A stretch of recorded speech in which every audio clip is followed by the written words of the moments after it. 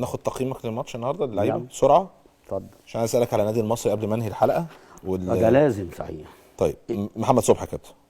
محمد صبحي انا النهارده اديله 9. 9. على الغياب ده والتألق ده، لا ياخد 9. طيب هقول لك يا كابتن اسامي. ماشي. محمد طارق لو مش معاك الورق. محمد طارق يعني هو ناشئ وكل حاجه، بس مش ستار نادي الزمالك خالص. مش عايز كام اظلمه كده؟ ومش عايز اقسو عليه.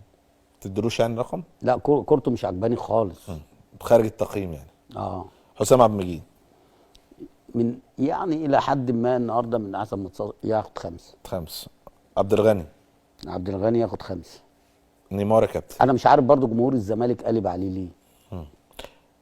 ممكن مش هو عشان لوحده. الاخطاء اللي الفتره اللي فاتت. يا حبيبي اصلا ما هند مش مهم، عدي دي. مين بقى؟ نيمار 8. 8. دونج 1. شاط شوطين يعني النهارده، انت قلت يعني كام؟ شوطين في الاجايص عشان بس يعرفك ان هو ايه موجود. لا يا راجل انا بقول شاط شوطين يعني بناء على كلامك انا ماشي انا بس ماليش مش تقييم في مش الموضوع بين ده. التلات خشبات. طيب مش مؤثرين. كام؟ 1. 1. ماشي. 0 وجعفر. ويا ريت بقى يعني الراجل يكون انت وجهت له رساله. يكون بقى الراجل كمان قدر يقرا اللعيب اللي هو المفيد واللعيب اللي هو مش مفيد.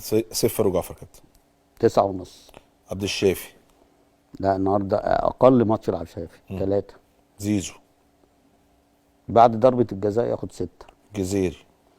1. شيكابالا. 8. عبد الله جمعه. ما حسيتش بيه. السيسي يا كابتن. ما حسيتش بيه برضه. يوسف اسامه نبيل. ولا اي حد من اللي نزلوا. ولا المسلوسي.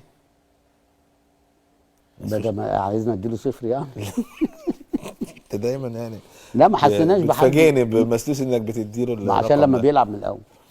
ده كان هو ما لعبش من الاول. لا ما اصل برضه هو قعد لنا طب حكيم. خليه بقى ما يلعبش من الاول عشان انت ما تديلوش الصفر ده. لا ما انا بقول لك ما شفتوش يعني.